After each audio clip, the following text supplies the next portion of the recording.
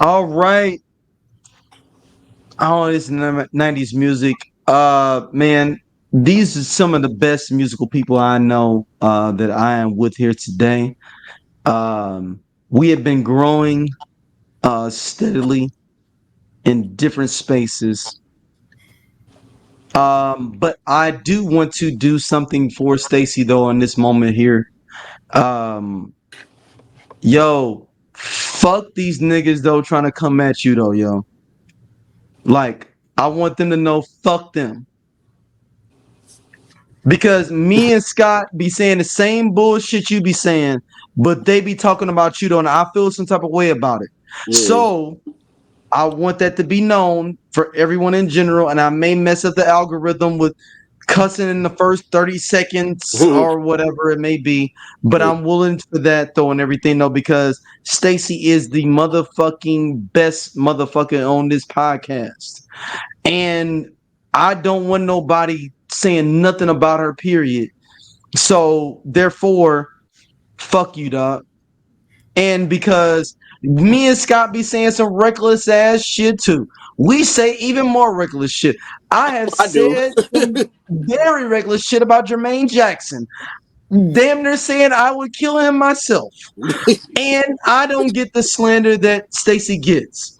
So I want to say, like, hey, I am learning, and Stacy, and this is to me toward you. I didn't want you to know about this before I said this. I had this planned already. I want you to know that, like, I am learning and understanding more of where you are in this space, though, on where I need to protect you in this space, though. And I need to, like, and it's cool for the numbers and algorithm and all that. It ain't cool in general with all this shit though in general. And like, yo, you are super opinion and super smart, and you know more than me and Scott fucking put together.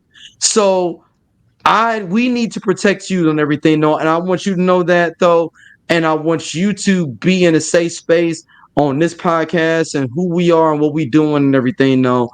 And that's all. I'm sorry, I'm off my And we ride. soapbox. We ride. I'm not going. I noticed this. I don't want to be special episode of Senior Hall and everything though. And then he crossed his legs and everything. No, I'm sorry. I'm out. Oh, I'm sorry. They don't want to bring Farrakhan out. Yeah, I don't want to get Farrakhan. But I want to be Farrakhan. That's different. The Farrakhan getting Farrakhan is different than what I'm doing or what I'm feeling like. Hold on, wait a minute. That because I just try so hard, and then the guys, and then Oh no! Stop this shit though, yo. Listen to me very carefully, right? So thank you so much, right? Just thank you for saying that, and I know how you and Scott both feel about me. Two, I've been doing this for a long time, and I learned a long time ago that I can say the exact same thing that a guy says, and men will challenge me on what I said because I'm a female. And I hate the fact that I just said I'm a female, but that's what they'll say is because you're a female. I obviously don't know what I'm talking about.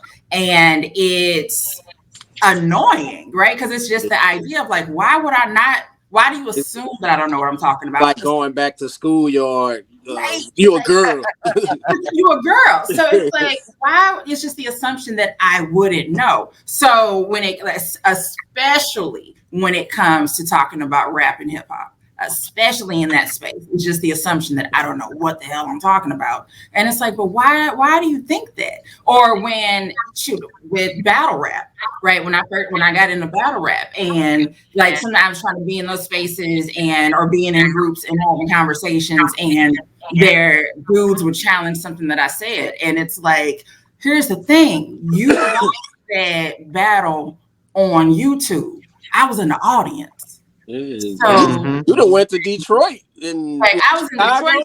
Like I always say, like I was in Detroit when Arsenal battled Calico, and Trick was in the audience cussing out Calico. I was there when Verb battled X Factor in Chicago and Night of Main Events. I was there. Like, so it's like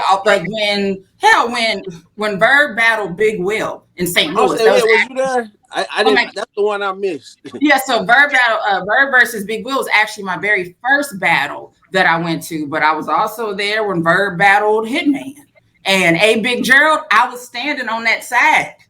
Like I was right there. So it's like there's all these spaces of places that I've been in. And like I said, you just get challenged because you're a female. And it's just, again, it's just annoying. And it's like, you don't know me. You don't know who I am, what I've seen, what I've done, or how I'm able to be in this space. And so the idea that you get on your keyboard and want to challenge me, or you got something to say, and it's like you're only saying it because you're anonymous on the internet. You're not going to put your full name out there. You're not going to run up on me or whatever. And it's like, and that's not like a threat or I'm so big and bad. You're just not going to do it, but you feel safe to try it online. And it's like, and it's fine. Like usually, like I learned to stop reading the comments, but sometimes I hop in the comments and I got nothing to lose on YouTube. I can make another. I have several Gmail accounts. Stacey, I'll be like, yo, I don't want you to be battling some bullshit in there. Like, I'll be feeling I mean, some I way. don't. And It's like I generally speaking, I don't read the comments. I don't pay attention to things. I'll delete So there comments. was a day Like, my whole recently thing that is I deleting did, comments. but I try. Like I usually stay out of them, or I comment on the more positive things or things that actually have to do with the video versus somebody trying to go in on me. But I'll say this. Sometimes I say something because other people see something and they want to say something. And it's like it's trying to keep other people from commenting because like other people have reached out to me and been like, hey, did you see this? And I'm like, no, but I'm not worried about it. So but overall, like I said, I appreciate y'all. And like I said, this is just kind of, unfortunately, it's something that happens with women when we are on these types of platforms. So whatever it was I was talking about, there's someone who will challenge me about it. And that's that. But Yeah, but it's kind of weirdo though. It's weirdo. Like, it's the reality of like I'm here and you're watching me. So thank you for the views. Thank you for commenting to increase the engagement or that are on the videos. Thank you for being a fan. I appreciate it. So even if you don't like me, I appreciate you being a fan. Thank you. Watch, they gonna comment be like, she still don't know shit about Kumo D. And still don't know. See, this is why our show is dope though, because Scott's gonna give the levity. Yeah. And that's exactly it. She got on that Stay Scheming shirt, bet she ain't even know that song. If she didn't want them comments, why she wear that shirt? But it's like, but we know it's like if you know audio, you don't get it on audio, only video that you understand what Scott was saying. All right, y'all. So Kendrick Lamar, shout out to both of y'all. Y'all have had so many viral clips going on. So Stacey's Chevy is still in rotation on TikTok. TikTok keeps pushing it out.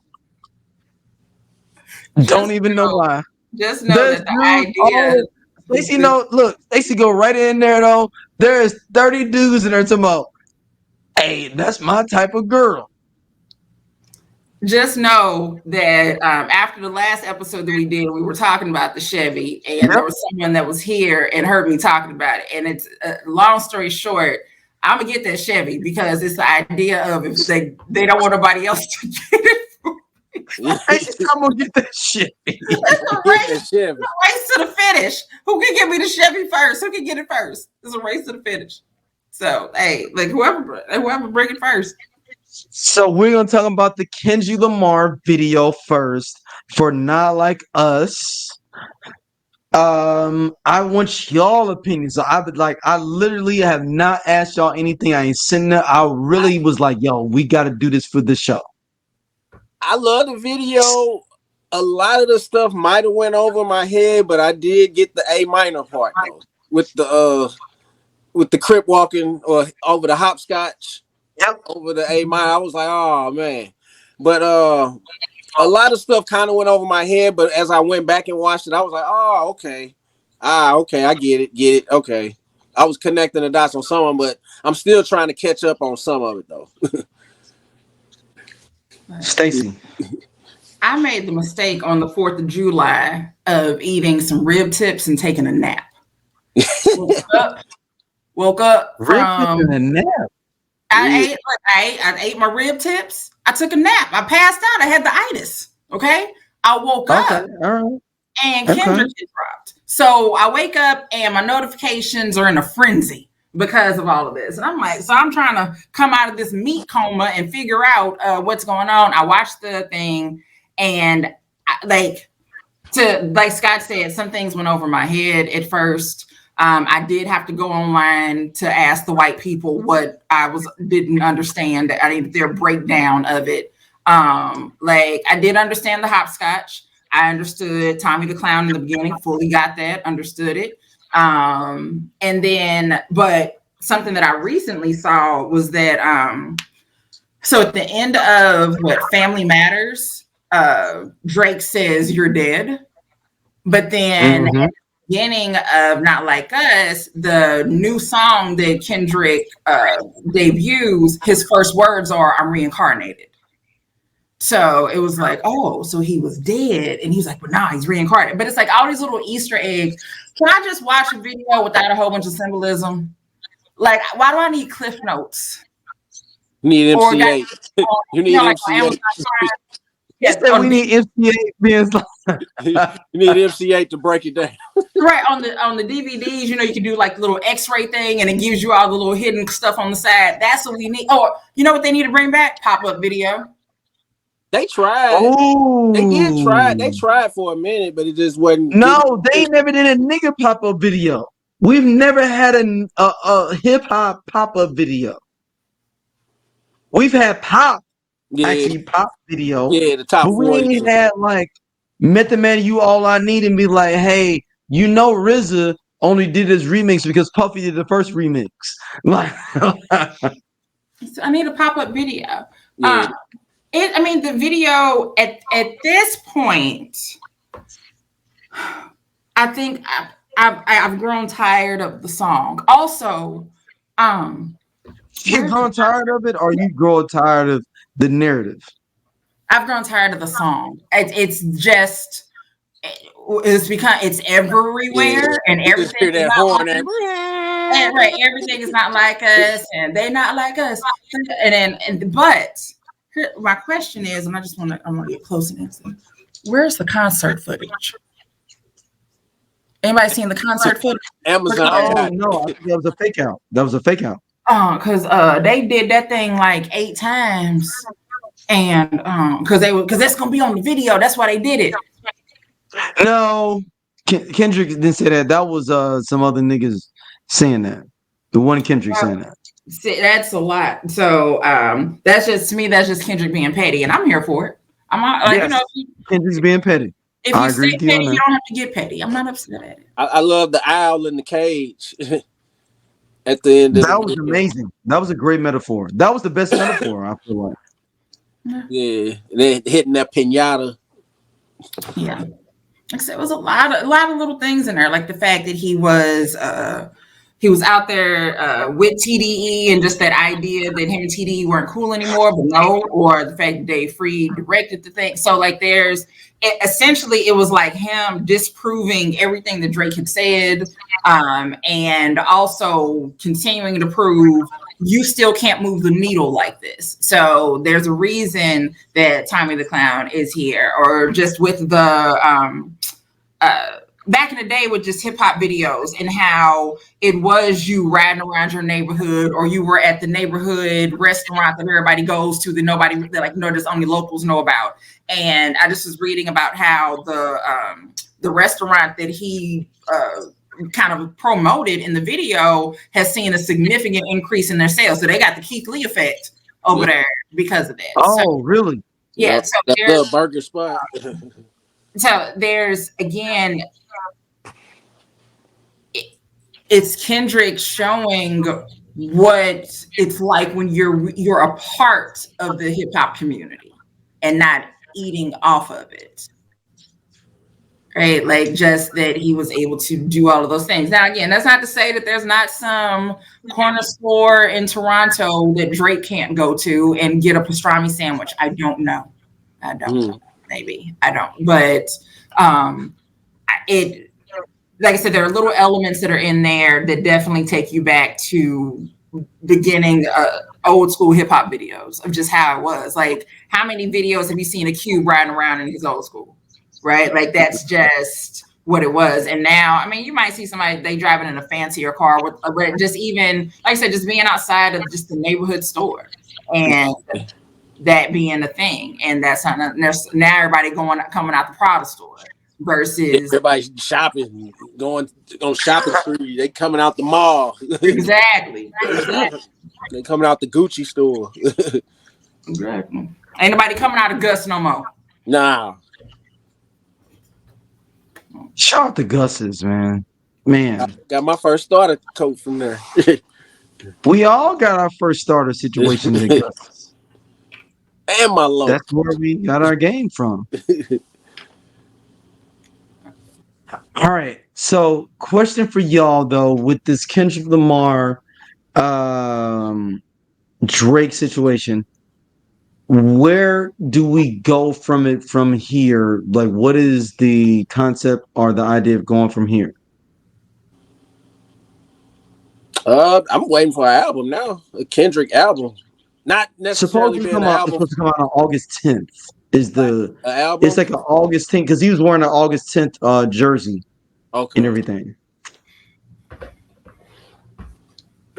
Or does Kendrick need to do that? Or like, where are we at? Gotta do something, has to happen. I mean, he got all this momentum. Yeah, you gotta pull a Usher, right? You got that momentum. You got to keep rolling with. You got to do something. But you know, you need to Dr. Umar. Does he need to donate the money to Dr. Umar? Because Dr. Umar was talking about it today. Do we need to do that?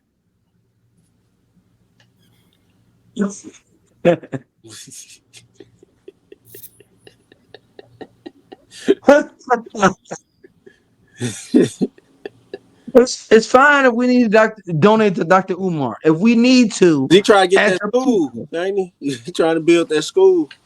Yeah. All right, Stacey, we gonna protect you as always. I'm just gonna shake my answer. I'm gonna let you be free. I'm gonna let you be free. Unless you got something to say directly. All I'll say, where do we go from here? I think Drake needs to just get into acting, maybe, or something. Do some State Farm commercials. I don't know. Maybe he could be the State Farm guy. He'd be the new Jake. He did a State Farm thing on Saturday Night Live. It was nice. I mean, he has the acting chops. Maybe he could go to Broadway. You know, but I feel like a piece of me almost feels like he's not going to respond. I don't think he is. I think he's just going to go back to just making, I think he's just going to pretend like none of this happened and just keep going and just put out another song.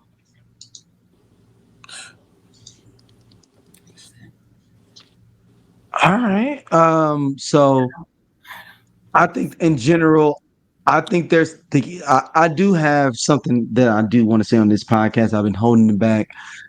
I think there is a idea amongst us that there is a possibility that we cannot believe that Drake cannot fall off. And I'm not saying Kendrick is doing that, but all people always like, oh, well, Drake will be fine. He gonna do it. You never always going to be at the top of this game, period. Yeah. We act like this. He's like some type of individual that is omnipotent. Omnipotent. Omnipotent. I know. Everybody's listening. Omnipotent. The O word. of saying that I'm he listening. is not All going to singing be and all know. I anything. got it. Yeah, so he's just going to always be popping. There is a possibility he ain't popping. And you know what I've And noticed? This why since can't we say that? Why can't we say that though, Scott? Why can't we say that, Stace? I'm because fine he's with been that. having slaps every summer since he's been out. And this is the first summer he hasn't had a slap. Because not like a That's cool, but life is why are we life is never like you're always on top. Now you can be consistent. It's Yeah, different than being on top. yeah. No one is Coke ain't always. always been great. Pepsi was cracking. Niggas was on Pepsi in the 80s and early 90s. Hell, it had to take a little 15, 20 year off and then Coke came back. Mm. I'm talking about I'm not even just rap. I'm talking about industry wise. No, Yeah. you're not wrong. No one is always on top. Even like I said, take it out of hip hop, right? Even if you just go to rock and roll, right? The Beatles weren't always on top. Rolling Stones were not always on top. They've been consistent. They can still sell out stadiums, but no one. There's always at some point there's going to be somebody new. Yep. Here, no matter what, right? Hell, like just sports, it doesn't matter. Every couple of years, every Olympics, there's somebody new. Every 4 years, there's always somebody new. So you're not wrong. I'm not this huge Drake fan. I have never listened to a whole Drake album. There have been songs that he has had that I've liked. And again, that's just not like, oh, I just don't like Drake. It's just this wasn't, it wasn't just my specific taste. But the songs that I like, I like. I said, but I think because he has had that consistency is where people feel like, oh, he can't fall off. I think he absolutely can fall off, but is it the music that falls off, or is it him as an artist overall as a person that falls off? That's the question, because he can still put out a hot song. He did, but yet, like you were saying on another pod, like the music never evolved. Like you still making the music for the college kids, and you damn near 40. So he is 40. Oh He's yeah, 38, 39 years old. He's 40 years yeah, old. yeah, you're up there. And if that's his demographic, or if that's the people that mess with him, I mean, it's that game of you cater to your audience, right? Like what's the dude? I can't even think of his name. Flow Rider, right? I don't listen to Flow Rider at all. But I don't listen to his songs. Hey man, low key, I don't know a Flow Rider song. I mean, the Furberry. The Apple Yeah, Box, yeah, right. That's the song we know, right? That's it. Like, but that man, Was he that rich off of one song? No, Stacey. but it's not just that song. It's he's had other a few hits. He's songs. had a few hits though. I'm saying, so it's other songs that he has done that we don't listen to. Yeah, I just remember from commercials and stuff. Or like that we don't listen to him, or hell, even Pitbull, right? I don't listen to Pitbull. But that man is doing New Year's Eve part, like on the stage. You know what I'm saying? So it's good point. You know what I'm saying? So like they cater to that audience. There is an audience that Drake can continue to cater to. Hell, Chris Brown. The fact that everybody's like, oh, I gotta go to this Chris Brown concert, and I'm like, Chris Brown's still making music. He tours damn near every year. That's what I'm saying. I'm like, wait, he's still doing albums? Like, because pretty much after Damage and Excuse, like all like the maybe first 2, maybe 3 albums, I don't know any of the songs anymore. So again, with Chris Brown, it's just paying $1,100 to take a picture with him. You cater your demographic. So look, if Chris Brown can still sell out to get people to pay $1,100 to take a picture, they say he breaking up homes. Breaking up homes. Drake and Drake could be, like I said again, he's, like I said, the fall off is, again, the question is, how does the fall off come? Is it because now the music has just turned bad and people don't want to buy it, or people now are going to decide that no matter what the music is, they don't like him now as a person? Yeah, that's what I'm wondering. That's what I'm saying. When you decide that you don't like the artist anymore, then that's when it changes, because there are people out there that are stans that will buy your album no matter what, because that's how much they love you, no matter what. And you can't say nothing bad about it, whatever. But are people turned against him? And if they've actually turned against him, then you're going to see a change. They have to turn against him, though. Like, hell, people haven't turned against R. Kelly yet. Yeah. It's where that lady tried to bail him out a few years ago. Yeah, she was on it. Again. So, and the part of that is R. Kelly's music didn't fall off. Because you're going to hear Step in the Name of Love at a barbecue. The music didn't fall off, but the fall came when people stopped supporting him as an artist, him, the person. So that's what I'm saying. When he was canceled. Yeah. So they got to stop supporting Drake overall. And then that's when people still playing the music. So and Drake is not canceled, people just not fucking with him. That's two different things. Right. Exactly. It's two very different things. Yeah. People are just it's weird to say like that one of them is morally wrong. Both of them are based on morals, but it's just is it societal morals, or is it just your moral as like a hip hop head, or just realizing like this person ain't right for the culture, or I'm just not really digging what they're doing. I don't like that. Like, that's the question. All right, so we got some story times for y'all, because people really like that's been like amazing thing on this podcast is different story times. We're gonna go to Whitney Houston at the movie theater. Favorite stories. Yeah. As you know, she was a Jersey girl. Hey. I don't care how many gowns you put on her. She was Jersey. We were at a movie. Me, Cece, Whitney. Cece and Whitney were sitting together, and me and Robin were sitting together. Behind them, we came in after the lights had come down, because she is Whitney Houston. During the movie, Whitney was talking to Cece, said, about the movie. You whisper a little, I don't believe that girls don't do that. There was a white couple in front of them. The lady kept on turning back because she was annoyed at them talking, which I understood. Yeah. It just boiled over, and that woman turned, she had a ponytail. She turned around and said, "Would you shut up? Would you just shut up?" And I just went to praying, oh God, oh Jesus, because I knew Jersey is present. And so I thought my prayers had went through, because Whitney sat back and didn't say nothing. And after about 30 seconds, Whitney leaned up and grabbed that woman's ponytail and jerked it back, said, "Don't you ever talk to me that way," and threw her head up to the front. And then the man she was with got up, and I had to get up saying, "Oh, wait, I'm getting ready to fight. I don't believe this." And then Robin said, "Bebe, get Whitney and take her out." And I took her, and we run. I mean, my heart is beating like, because this is not my life. So we get outside, and we jump in the car, and I can't hardly breathe. And Whitney looks at me and said, "Wasn't that fun?"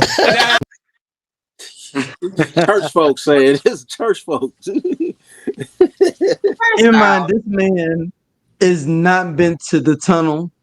He's not been to Kaya in Atlanta. He has not been to anywhere he's not been to your clubs. And he has been subjected to that street life through his cousin.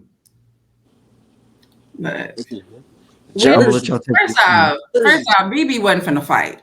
Right. First and foremost. You saying Bebe wasn't gonna fight? No. Bebe wasn't gonna fight.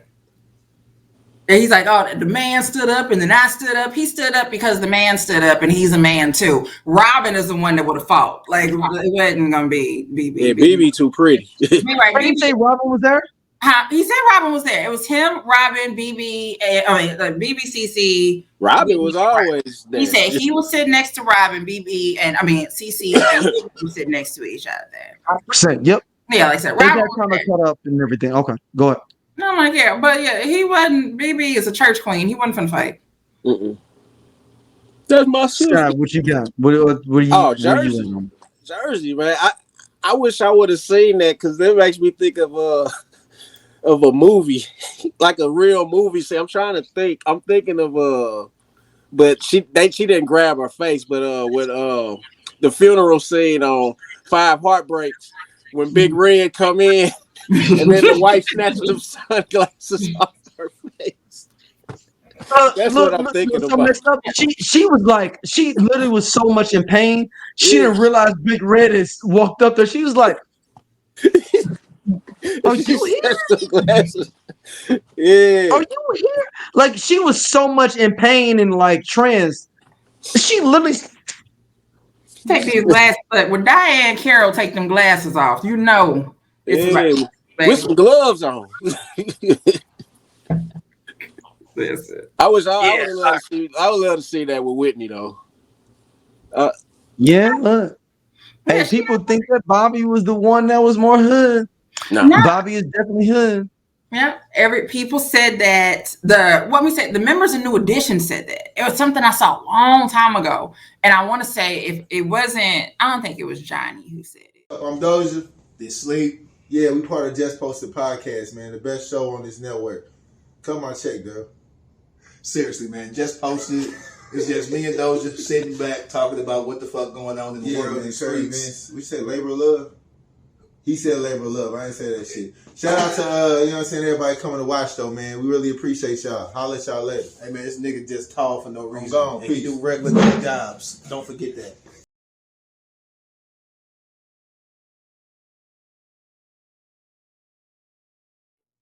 It was it might have been Ralph or somebody that said that they were like that. And they was like, everybody think that it was Bob. And they was like, nah, Whitney didn't play. And then the more that you learn, or just the more real documentaries that I've seen about her, let me say that, the real documentaries, that's when you learn, like, nah, Whitney was about, like, she was from Jersey, and even though Sissy didn't play and was very protective, Whitney still didn't play either. Like, so that's just that. Like, so she absolutely grabbed that woman. I absolutely believe that story. I absolutely believe that is what happened.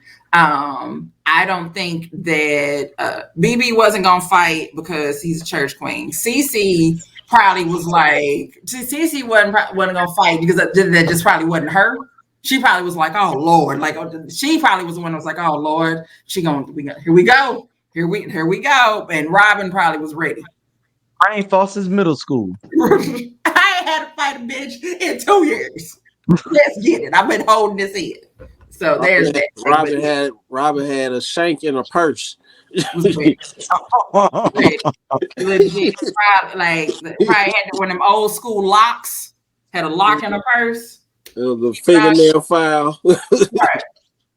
Like I had a lock around here somewhere. I'm not thinking about it. Just all right. Next up, this is Stacey. I don't know if I'm taking this from you. Online, you said that Pimp C is maybe he's a hater or he's just a horrible classic chooser. So we're gonna do a series of situations though. There is a situation with Pimp C here though, y'all. So y'all gotta stay with us. There's gonna be a series of things where Pimp C has decided he doesn't like this, but ends up being a classic song. So all right, let's go to first. Game changing song. Right. Yes. Video in Trinidad and Tobago. Pimp never made the flight. And Pimp like, I'm not going to Trinidad. Shoot no guy video. He had just bought a new car. He had a new lady friend at the time. He felt he didn't want to leave the situation to go do the video. The lady friend is actually one of the people that's supposed to be in the video. So they looking for him. They looking for her. I'm the only one to know they together. So they never get him on the plane. They end up doing a reshoot. It's like, well, where is he? Like, he's in Miami. All right, well, let's go to Miami. You see him, the Benz, and the girl. That's how he showed up. They get dressed. They come out with mink coats. Literally, we on the beach in Miami. It's about 90 degrees outside. Jay-Z's like, you hot out here. Pimp looked at him and said, man, TV ain't got no temperature, and walked off. And Jay-Z looked at me and was like, your brother's a star. That's the only way they ever spoke about Pimp. He was going to be who he was going to be in the moment, and he knew this was a big moment, so he wanted to come in a big way. All right, that's part one, y'all. Hold on, we're not done. This is multiple things. This is not just one situation. I'm just gonna say this. That what Yep. I would say is that I said if you're gonna be ridiculous, be Pimp C ridiculous. That's all I'm saying. If you're gonna You be, gotta be. Hold on, and then we got Andre 3000 here now. UGK verse. Oh, of course. Which So good. to this day gets played at weddings. Oh yeah, for sure. First of all, at Draymond's wedding, we went crazy. That was like the entrance to Yeah, that was like, the entrance. That was I don't know if you interesting. know that. So Draymond Green got married, and that was their entrance. That was the That's entrance. hard, They walked man. into that shit. My bitch would choose And by the way, the dichotomy of Dre going and then the beat dropping. Yeah. But And then okay, Pimp so I got come a on? funny story about Play that. your You know, part. Play your part. Right. rest in peace, Pimp. But I got a story about that. Pimp was so mad at me because they sent the beat, and I, wrote my verse, put my verse down, and I took the beat out for me to rap. When I sent it back to them, Pimp was like, man, this motherfucker, man, this nigga gonna goddamn, this nigga gonna goddamn take my beat out. Like, who the fuck he think he is? So he was really mad at the choice that I made to take the beat. And then I don't know if it was Bun or somebody. They were like, no, but you understand, when that beat dropped though, it set it off. So it's almost like a setup. And For you. It's for him. So it's kind of like, yes. so it worked. And once he got there, he was like, okay. But he was so mad at me. All right, Stacey, you had coined this Pimp C. Literally, I'm going to quote you here in a second. Hold on, let me get this off the screen. You said Pimp C is the one that decides not to be good, understand, or be down with classic tracks. Quote unquote. This is that was like quote unquote. I'm like, that's essentially what I said was, I said, why does Pimp always hate these tracks that end up being classics? And I think I just went on to say, I'm like, it's just always funny to me that we have these scenarios where, because we all, I mean, aside from him and the showing up, shout out to Glory Velez, showing up in the white coat later on with that, but we also know that y'all youngins don't know about no Glory Velez. Not about no Glory Velez. But we also knew that he wasn't that excited about doing the song in the first place, right? And then with this, and then hearing that with international players, how he was, didn't like that. So shout out to Bun, shout out to Bernard. You got to have a friend that's there with you, your brother, somebody that you trust, that is going to say to you, hey, just do the shit. Just do it. Like, dude, just do it. And those times that he has just been like, hey, just do the shit. And it's been classic. And these are if you're a UGK fan, you know that these are the more commercial songs that everybody ends up knowing, right? Or, well, hell, UGK was the Underground Kings and then Big Pimpin'. A lot of people didn't know who they were until Big Pimpin'. Until Big Pimpin'. Right. So, and then with this, with International Players Anthem, the way that Pimp comes in on that verse, like the way that the beat drops, that's classic. But again, just that sometimes people don't see the vision and they got to get talked into seeing what the vision is. And I'm glad that he was able to get talked into it. And I think that was the last video he did before he died. Yep. Oh, is that his last video? I think it was International Players Anthem. Yeah. Because I think he died a few months later. Yeah. So Scott, what do you think about, all these Pimp C? I didn't want to be there. Like, afraid of the biggest moments, the biggest game changers of his life. But I can understand on the Jay-Z part, because, Jay-Z being at how big that is, and it just seemed like Pimp just kind of wanted to stay in his lane and just didn't want to go. You want to stay regional, baby. He didn't want to be that big, he didn't want to be that big, But I don't know, man. I just crazy thing is I met Pimp C at the Palace like in '96. UGK came there. Stop. I need to put a pin in this. You're telling this story. Hold on. Right now, you go with your Pimp C story. Go. Yes, it was January of '97. UGK was there. They was there performing that Saturday. Hold on. You know, there's listeners that listen to our podcast literally that were not born. Period. Yeah, this When you're was. talking about being a I was in 8th grade. teenager, young adult at this time. Yes, at the Palace, a skating rink. Saturday was high school night.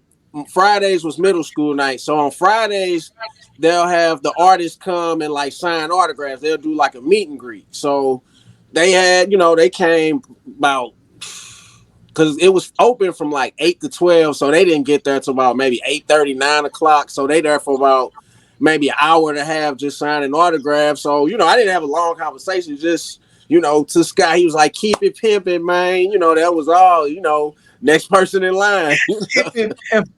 Yeah. But they performed the next night, but I wasn't old enough to get in that night though. That was when Riding Dirty had just came out. 96. With Murder. And One Day You Hear, all that had just dropped. This back when, they had to do the meet and greets and go. They was probably in St. Louis one weekend, Kansas City. They was probably in a different city like every weekend doing a promo push.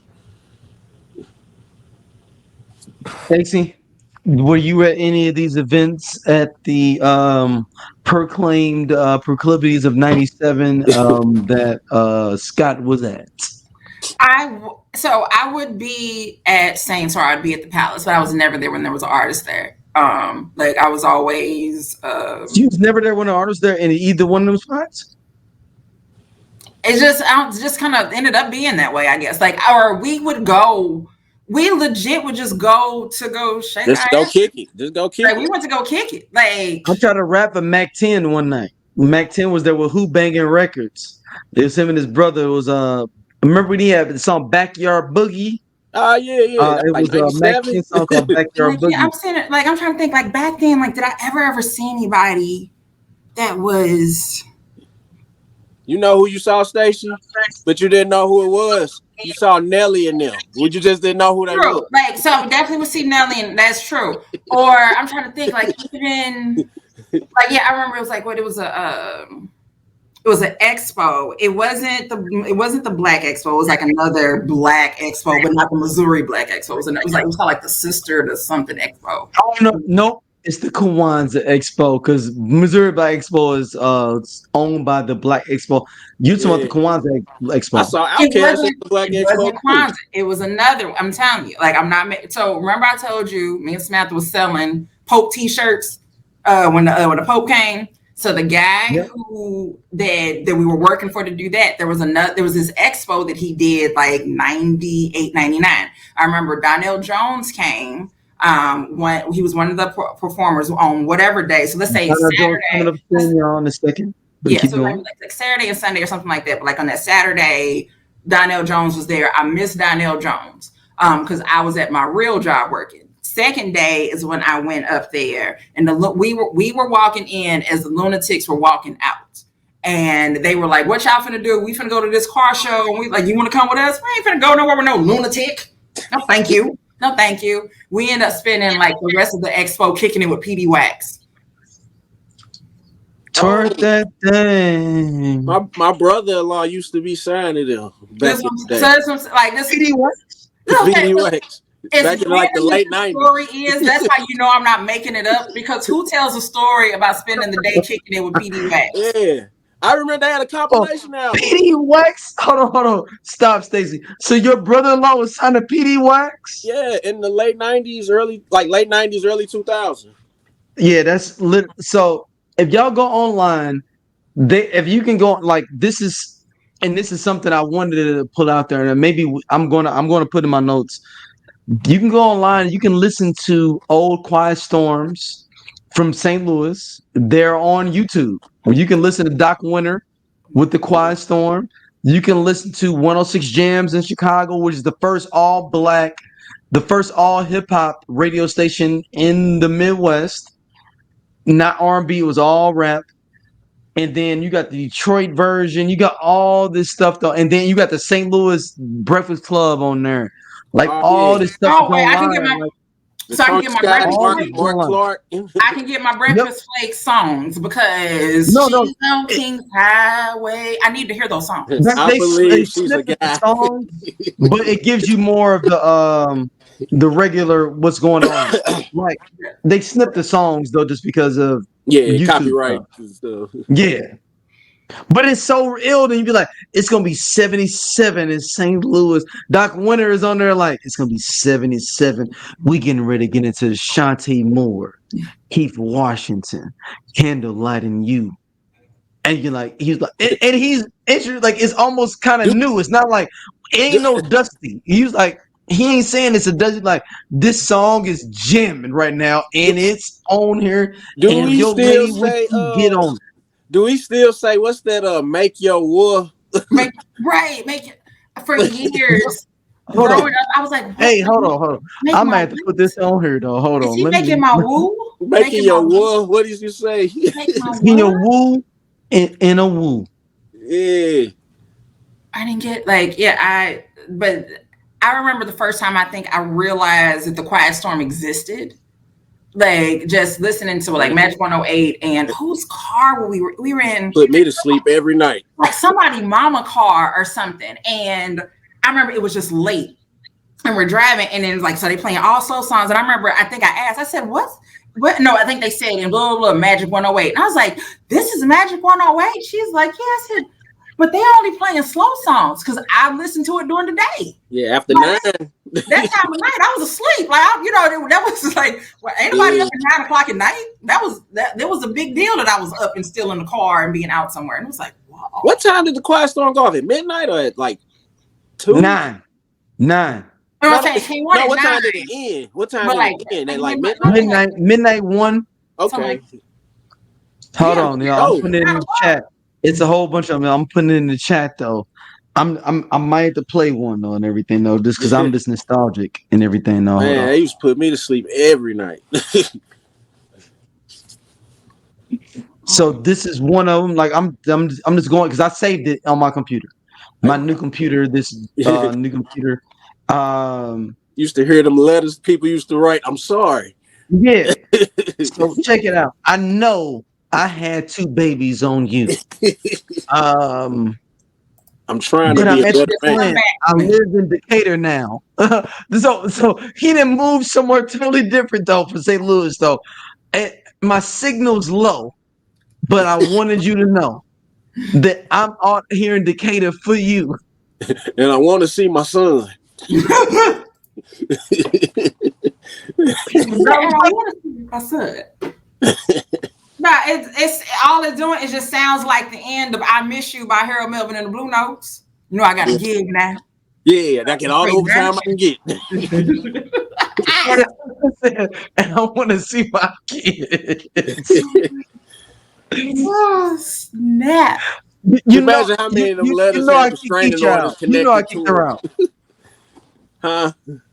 You know I kicked Keisha out. You know I kicked her out. I say, how many of them letters have restraining orders connected to them?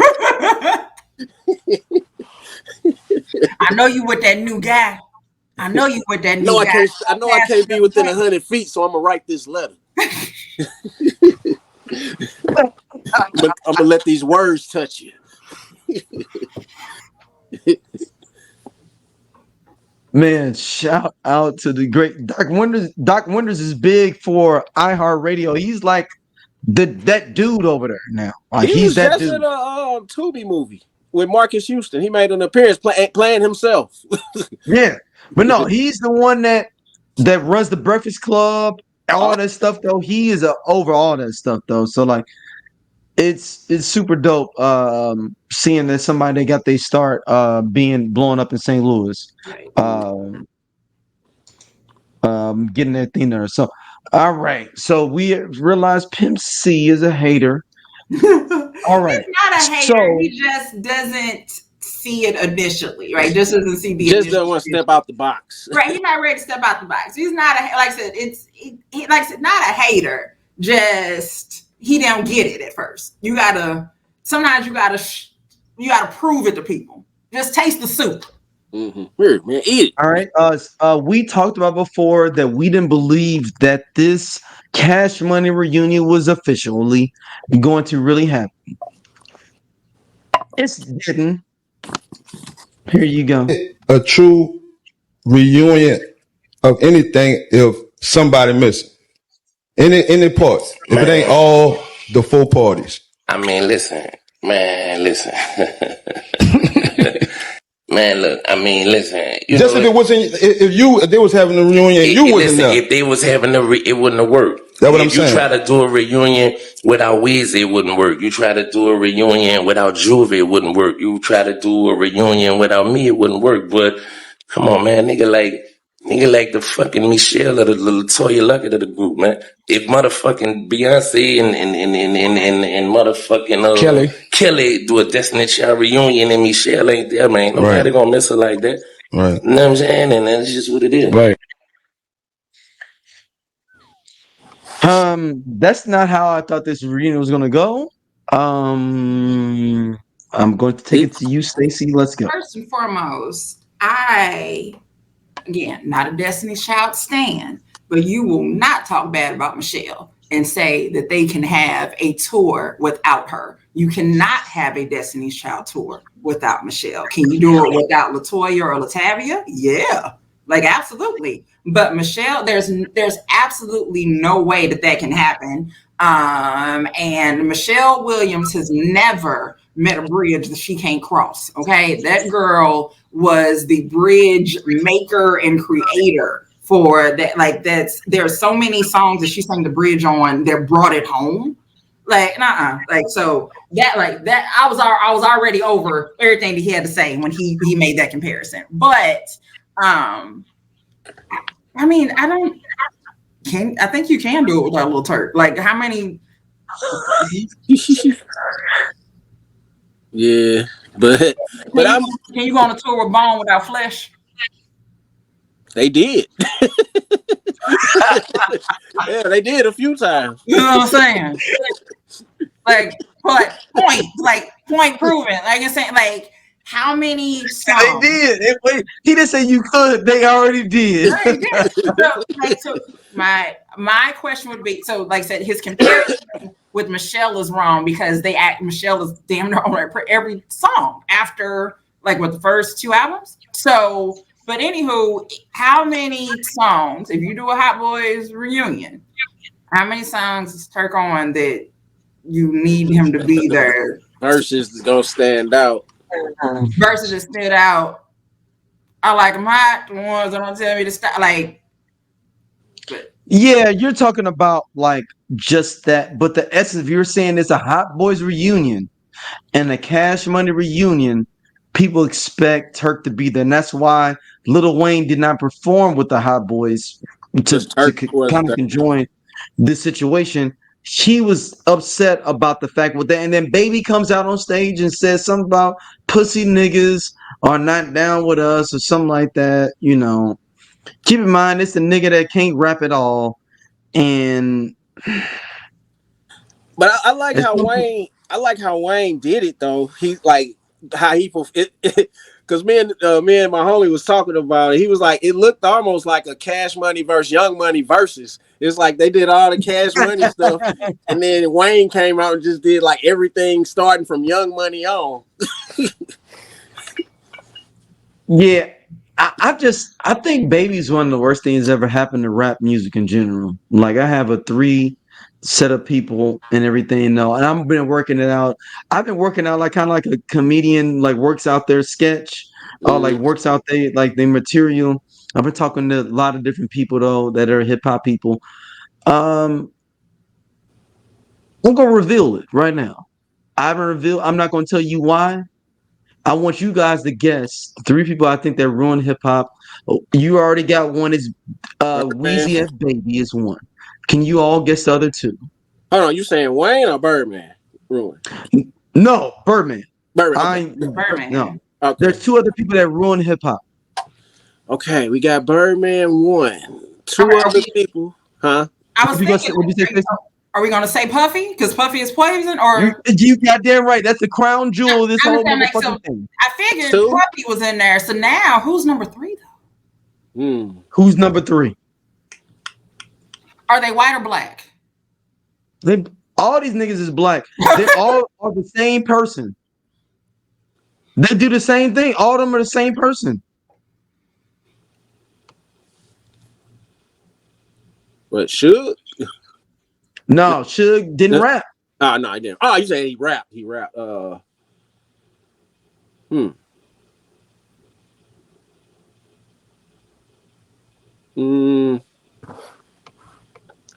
don't know. Master P. Oh. Person? Yes. Because it made the idea of like being a label head, and I can just fucking rap too. And he made all the money. He made all that money. No. I can rap. I got all the money. Why don't I rap? That's like Clive Davis singing, giving you all like, saving my, fuck. Can't remember the song. Saving all my love. Saving all my love. Saving all my love. Clive Davis like, you know what? Fuck you, Whitney. I'm taking saving all my love. Though I'm singing. That's the same thing. Now, some people will say though, because my thesis is strong, they be like, "What about LaFace Records or Babyface?" That's because LRE didn't make no music after fucking the deal. After the deal, he was on it. He was just an exec. But Babyface was doing shit, but there was one person that was solid, that was not doing no music and worried about the label and worried about doing kind of different things. But L.A. Reid's wife was taking that money though. Yeah, they run hip hop, man. This is like fucking Tommy Mottola telling Mary J. Blige, "You know what? Heartbreaker, I want that."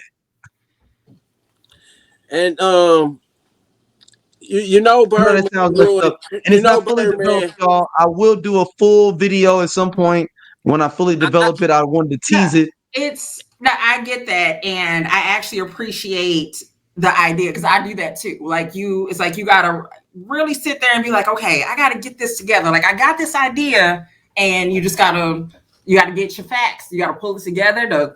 Yeah, this little teaser.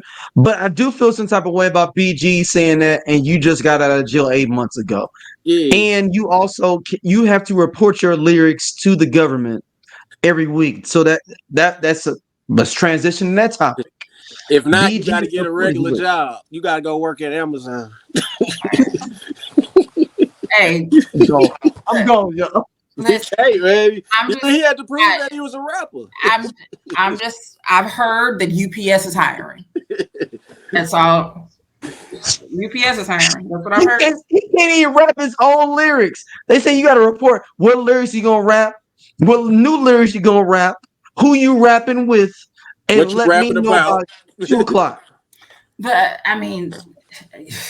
The reality is when you're on parole, you're not supposed to hang around known felons. No, this is different though, Stacey. I can't let you know what I'm performing. I gotta let my PO know what songs am I performing. Cash Money is an Army, not a Navy. You know what? I ain't feeling that. We gonna be in Cincinnati. I ain't gonna perform that. Over 20 years ago. Every song he's got to let them know. Every lyric. Hey, you know what? I did say that I was doing a little bit motherfucking ecstasy on this song. How you feel about that, PO? Well, can you change it to popcorn? I was doing popcorn. Let me say this. I do not agree with the rules, right? Like, I'm not saying I agree with the rules. I just am repeating them. Like I said, I'm not saying I agree. I do think the idea of using rap lyrics against people sucks, but there's also the reality that some people really do tell on themselves in songs and have admitted to crimes, but that's a whole other podcast for another day. But he did just get out of jail not that long ago, so what if they try to do a reunion without him, like without when he was still in jail? You know what I'm saying? Like if he was in jail, that they wouldn't have done it. Like, you got to have him, he has to be around. So I don't know. I felt kind of pompous though. Like, nigga, you just got out of jail. You ain't been out a full year. You have like, and BG, like, we love BG, but it's like, dude, don't be shitting on Turk like that. Like, nigga, you just learned what Wi-Fi was.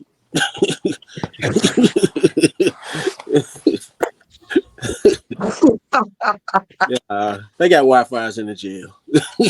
Yeah, but he don't know about the green and yellow red lights. He just bang on the thing. Hey man, my phone ain't working. Your time's up. even though they ain't paid the bill. All right, this one's gonna be interesting on here now. This is gonna be interesting. This is a lot of convoluted thing though. I don't know how this is gonna go for y'all. I'm just gonna play it for the listeners. You'll see it in the notes, obviously, where we are though within our timestamp. But check this out. I bet, yeah. Hold on. Lewis was playing my music. He said, "I got a guy that sound like you, Aaron." He's like, "Oh yeah." He's like, "Yeah." He said, "Let me hear it." Play my music. He played "I Miss You." He heard it. I want that. Me, but nah, I didn't know this. So me being signed to Busted, and they own my publishing, everything I did, I didn't know. They sold the song to Aaron Hall. Without your consent? Without my consent, yeah, because they own my publishing. I had no control. Louis Silas bought the record that ran MCA. Aaron did the song, but he changed the verses. What did he change? He changed the verses. Both the verses are changed. It's not the original verses. What was the tempo and the hook? The melody and the tempo and the hook. Yeah, he kept it all the same, but he changed the verses on it. So what was the verse before he changed it? Can you sing a little bit? Do you remember what it is? Of course. Okay, when you write songs, you remember everything. Okay, sing how. My verse. Right. The Aaron verse. So there you are, standing in the doorway with your finest lingerie on. Thought it was an image, but now you're gone. Sleeping in my bed, I lay here tossing, turning. How thoughts of you run through my head. How I wish that you were here. But now it's a dream and a wish you would come back to make us true. But you're long gone away, and I'm missing you. I miss you, talking to Jamaica. Feel me? That's the way it went. Okay. All right, that's enough. It's a longer clip. Scott, I'm going to you first, though. Stacey, I know you taking notes. I already know, but you got double pistols. Go ahead, Scott. He sound nice though, but I'm gonna stick to the Aaron Hall version, though. he sound good though, but you know what? Before you go in, Stacey, though, hey man, this dude full of shit, man. Because so he said. They took everything out but the melody and the hook. So like it was the same hook. You know how hard it is to prove? Like, you know what? They took my melody and my hook. They took it all. They took everything. This song, I Miss You, talking about a woman dying. His talking about I Miss You, bringing on panties on and everything. Two different songs. Now, I'm not saying it didn't happen. I'm not saying it was that. But you were signed to Hammer. And look, we already know Hammer was super generous. So I'm trying to figure out. Aaron Hall was on Pumps in the Bump. You already got damn right. Look, goddamn right. That. It's the pump, baby. It's the pump, baby. But I'm not saying he's not full of shit. Let me take that back because I don't want to discredit his feelings and what it was. I just feel like they can run your shit through the algorithm. Oh no, that's early 90s. It just don't feel right. And maybe it don't match up. Your song is not the other song. And maybe you need to holler at Hammer if that is what it is. You need to holler at Hammer about what happened with your situation, but you can't be. This is the first time I heard Hammer stealing somebody's shit though. Real talk, and maybe because he's a hammer, and he beat up people though. Maybe that's why we ain't heard about it. Because I ain't heard about Oaktown 357 getting mad, or like getting like. Man, Hammer I took thought care of you were generous. everybody. You were broke. Hammer took care For of being dancers. generous to everybody. I'm sorry, y'all. I feel some other way because this nigga was generous to everybody, and now you tell me, he stole my song. But how much did he give you though before that? He was trying to recoup. Man, Go ahead, Stacey. I'm sorry. I got a lot the of nicest rapper ever, man. Yeah. So yeah. I wish you to continue to play because so as he says, I wrote the song, but they changed it. They changed everything. They took everything out. They changed all the verses, and all they just left was the melody, right? So he sings his verse like I remember the song. Well, I wrote it. I wrote the song. I know it. So he sings his version, but then he sings the Aaron Hall version. And if you hear the clip, when he sings the Aaron Hall version, he sings it with so much passion and conviction for it not to be his song. Like, if anything, to me, wouldn't I sing the one that I wrote with all of the passion and all of that? Because I want y'all to hear my version. And then when I tell y'all about the Aaron Hall version, I'm just going to sing it a little bit. So, I'm not going to discredit it, but I'm not going to give it that much power. But if you watch the clip, like when he sings Aaron Hall's version, he sings it loud and proud like he's the one that wrote it. So it's like, are you really that mad? I can do that too, Stacey. I know that song too. Mm-hmm. I watched that on the box 4 times a day.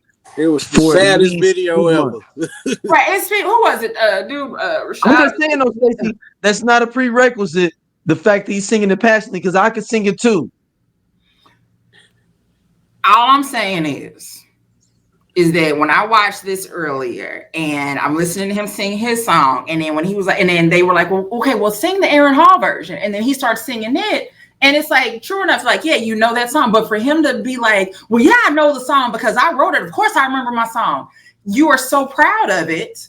I would be boisterous when I sang it because no one has heard it, right? No one else knows my song, my version. I know kissing you every word. And I would tell somebody I wrote that in like 20 years, though, when I'm 60 years old with some kid at some bar, like, that song by Keith Washington? I wrote that. No, you didn't. Watch this. And then I can literally like quote every line. I'm just saying, people. I'm saying Mr. Burrell was super generous with his funds. For you to say that he stole the track from you, Mr. Aaron Hall. If you say Aaron Hall stole it, maybe, but don't put it on Mr. Burrell. Put it on Hammer, man. Please, Hammer, don't hurt him. You better put on a hammer and you will be rewarded. Look, pretty much, Hammer heard the original version and told dude, look, your party wasn't jumping and your DJ was weak. All right, instead of dope beats, he was slanging disease. And that's what he told him. And then he took it, gave it to Aaron Hall. Aaron Hall remixed it. And, and again, once you put on the hammer, you will be rewarded. All right, so this next one is Donell Jones. If people don't know, he wrote 702's Get It Together. This is Camila talking about her situation with Donell Jones and how much he could sing well and everything now. And I have a small Donell Jones story, smoking weed in the alley. And I recorded Get It. Hey, all right. I didn't know he wrote that. Yeah, Stacey, I'm gonna let you go first. What? First off, at 15, I knew heartache. Okay, I knew heartache. We sang that song with conviction. Okay, all the girls, we felt that in our soul. Like, I didn't want to stay. That was the new Stacey. That was the new understanding. That was the new understanding. Listen, if you called my pager, that was the song playing in the background. Was Get It Together. Hey, what's up? You reached Stacy. Leave your number, whatever to beep. And, Austin, I just hope we can get it together. I hope and I pray. And that's it. That was it. That's how you let the person you was dating know how you felt. Was making that on your voicemail. So the fact that she didn't know heartache. Oh, excuse me, princess. The rest of us knew. We understood what was going on. But I appreciate that Donnell got her to do whatever it was that she needed to do to get that emotion out, so that the 42-year-old women like me, we still listen to it because we still feel that we are still trying to get it together. We don't want to leave. I'm actually planning on going to see them next month. They coming with Escape, SWV, Total, and I think Maya. We talked about the show and everything. Yeah. Man, yeah. I'm surprised Keisha's on this tour. I had to keep apologizing. I don't think Pam on the tour. No, yeah. I can see that. So my cousin listened. My cousin that one of our first listeners. She sent the original thing. I was like, I'm gonna talk about it on the show, and she go. We talk about like, yeah, Keisha ain't gonna perform and show out. Then she sent me a picture. Like it was like our episode dropped. It's probably 6 minutes later. I don't even know she lives in the whole episode. I think she went to that one point in the timestamp.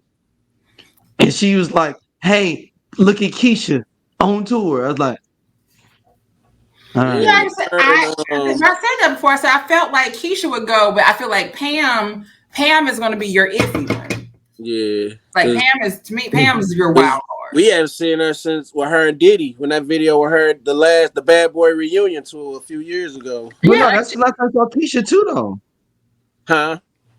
That was the first time Keisha was on tour since like 2004 was the Bad Boy tour. But so Keisha just is at home being married. Pam found Jesus. And Kima just out here. Is that the other one named Kima? Is it Kima? Yeah, Keisha and Pam. So one's married, one found Jesus, and one just out here. One just out here, man. Shit, I ain't got shit else to do. Let's go get some of these dollars. I heard they like our songs. So, all right. So the next topic we got, this is something I have a book for everyone. And when I play this clip, it is called the Rap Yearbook. It is they basically break down every year of rap and make it a yearbook. So it goes every year, the best songs, best rapper, best album, and it breaks down every year. So how many years is it? It goes up to 24, 23? No, it goes up to, I think it's 2020. 2020, okay. Yeah, so it goes from 79 to 2020. Okay. So this next clip, we're going to 79 to 2014. Sorry. But then they have the addendums for that though, because they was like, we gotta wait time for the other ones. Most of them was our years. Clip is something that someone said. This is a younger individual, but they may have some credence. We will talk about it. This is a big topic. Points were made. Yeah. Have everybody looking at you crazy. There is not a year where Jay-Z was indisputably the hottest or the best rapper in the game. Jay-Z came in the game in 1996. I think we can all agree that's Tupac's year. 1997, Biggie died. In 1998, which was kind of his breakout year, DMX had 2 number 1 albums in that year. 1999, DMX again, who outsold Jay-Z by a big margin. Year 2000, Nelly and Eminem both went down. Now 2001 would have been the best argument, but then Ludacris came in the game with hits like Area Code, Smooth Bitch, Roll Out. 2002, here go Eminem again, dropping the Eminem Show, another diamond album. As well as Nelly dropping another album that sold like 7 million. Jay-Z who? 2003 was obviously 50 Cent's year. He retired, came back in 2006. At that point, T.I. was on top of the game. 2007 undoubtedly goes to Kanye graduation year, can't be serious. And 2008 to like 2011 clearly goes to Lil Wayne. So at what point was he the hottest rapper in the game? All right. would give What him do you all 2001. thoughts about that on his face? What's that? What do you all think about the thoughts on his face before I start going through the I'm rap gonna give yearbook? him. I'm gonna still give him 2001 because Blueprint was a big album. Blueprint over a Ludacris album. I think he might. I think he does get 2001. Yeah. I think he gets maybe 04 for Black Album. I don't know. So Black Album and College Dropout both came out that year. So, and that's literally the only two albums I listened to that year. Like those are cemented in my mind because that's just I remember just playing those all the time. But I think so 2001 we'll give it to Jay because he's coming off of Blueprint.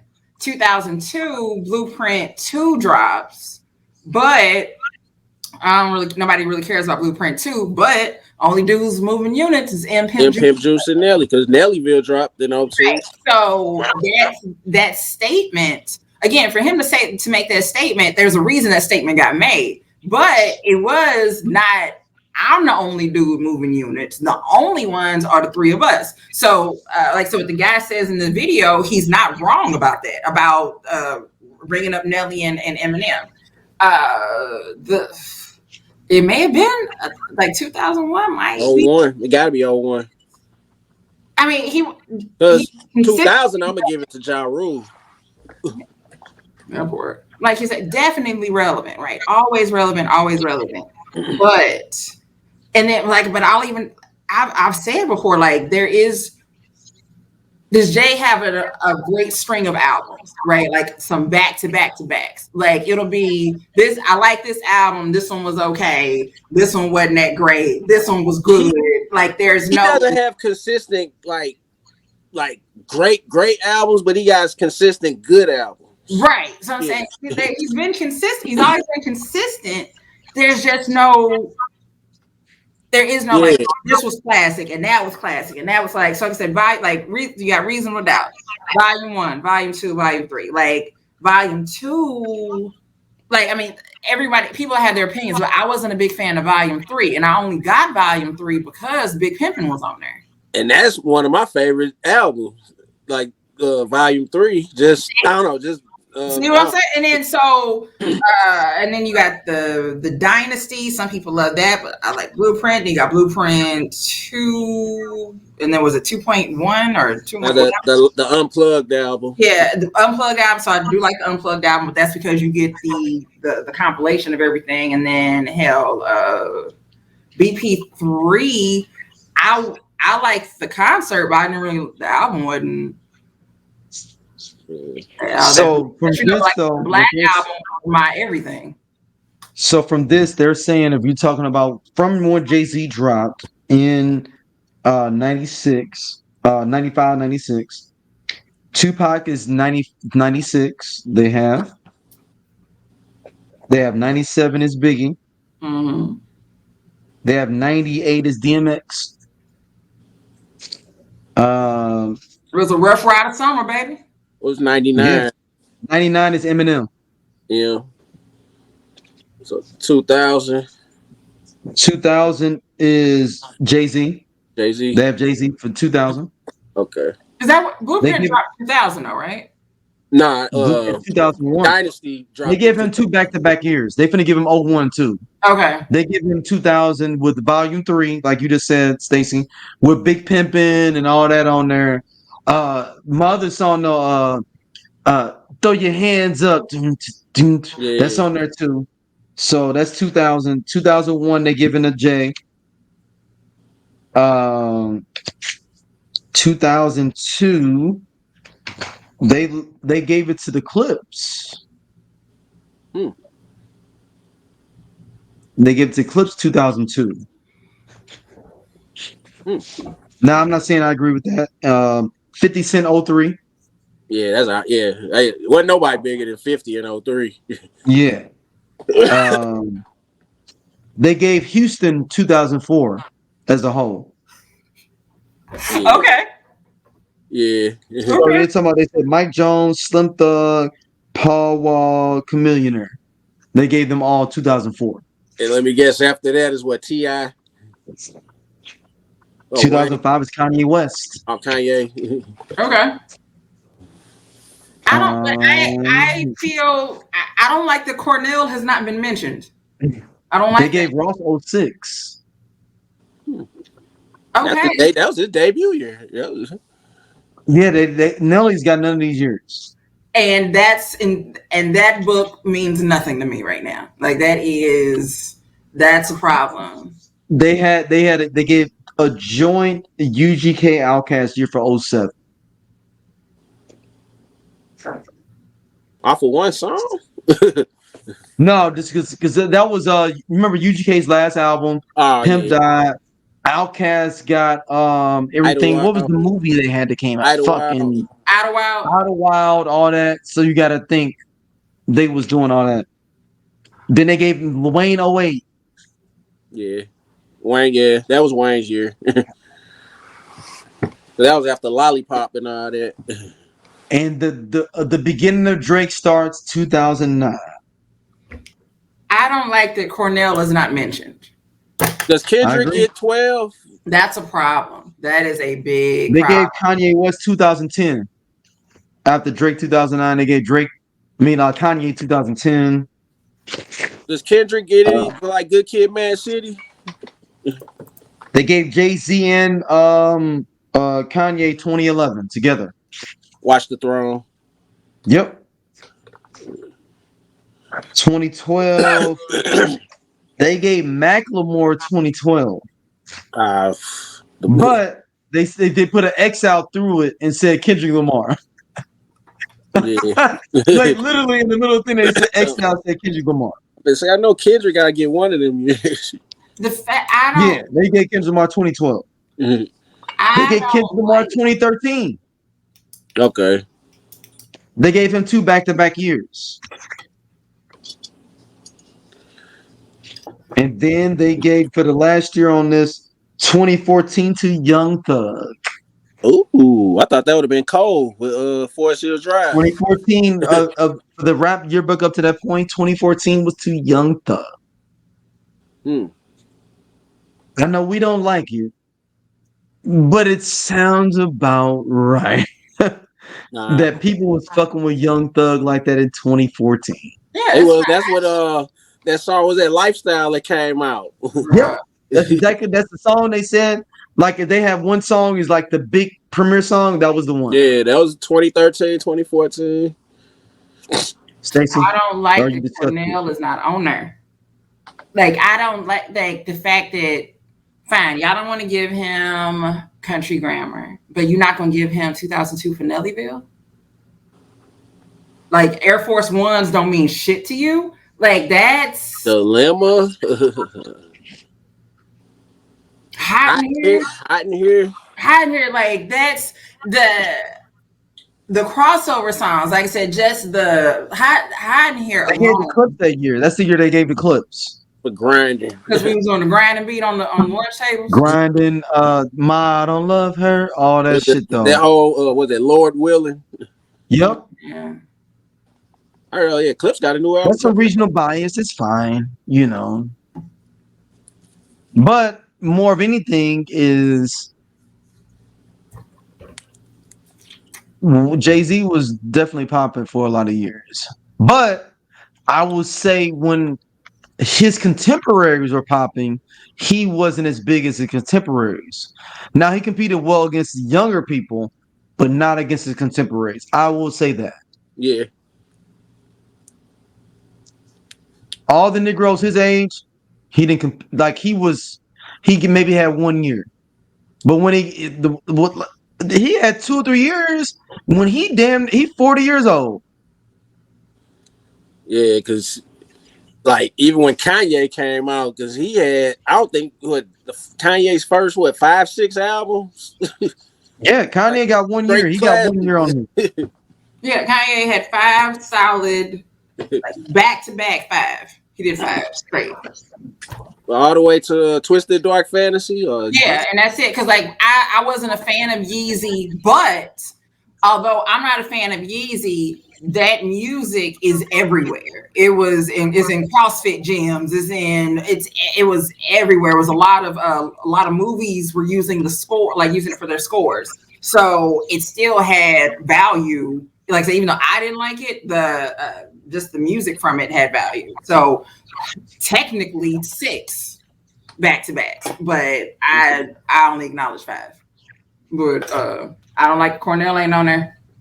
I'm just gonna keep saying it. Yeah, I agree. That's just all right. Everybody know what it is. We revisit albums every episode going forward. This is Bone Thugs and Harmony, East 1999 Eternal. That's it. All right. Overall thoughts. I'm gonna go to you first, Scott, and then we're gonna go to Stacey, and then we'll go through every track. This honestly is probably in my top 5. It was one of the first CDs I was able to purchase with my own money and bring it home. And this probably I ain't gonna say one of the only CDs, one of the few CDs I just let play from front to back, no skip, maybe one skip. I might skip one song on there I may not like. And I like the original Crossroads one and the crossover one when the angels going up in the mountains and Uncle Charles falling off the porch. Stacey. It was 1995. It was the summer. I was in summer school at CJA, and this album dropped, and life changed forever. Nothing was the same. Before Drake, nothing was the same after this album. Dudes that were so we were going in the 8th grade, and dudes everybody grew their hair out. Like, cause everybody had a low cut before then, and everybody started growing their hair out, and everybody needed an afro, and they had to get braids. It changed everything, and just even with First of the Month coming out, Chris Rock mentions it in his comedy special. Niggas is singing welfare carols, right? Like it was. I forgot about that joke. Yeah. To Scott's point, being able to go out and buy that CD and the original Crossroads that's on there. Y'all don't know that even though Wally is gone, he still got love from Bone. Right? Like it's the video had like when the Crossroads video came out, it was like, wait, what? And it was like, I remember there was like even like a little they did like a teaser video for it because the beginning of it's not like trying to think. Oh, what song was it that they did that in the beginning? Was it there's a teaser that they would do for the Crossroads video. But either way, you got the girls singing in the beginning and all of that. It was a totally different video. But did they have that teaser for that song for the original? There's not a teaser for the original one. I gotta there's I'll have to look on YouTube and see if there's like a little commercial or something. But I remember just always seeing like there was a teaser for the Crossroads video. But was it East 1999? Huh? Was it East 1999 video? I think. No. Like no, it's actually footage from Crossroads. Like they're in a church, they got on all black. I just have to find it. Like because I don't want to keep trying to describe it, and it sounds like I'm making it up. Like I need to find it so I can. Gotta go to YouTube, right? Like I can fully tell y'all what I'm talking about. But from the introduction, right, from when it first comes on, welcome to the dark side. Like you already in, and then having the CD cover and damn near going blind trying to put it up against the mirror because the words were backwards. And you're trying to watch everything, and your mama thinking that you're worshiping the devil because this is the second time you're talking about Ouija boards. But it was. How did y'all find out that you could do that in the mirror? Somebody at school told me. I think I just knew. I didn't know. I didn't know somebody at school was like, yeah, if you put the thing in the mirror, man, you can read it. I don't remember how.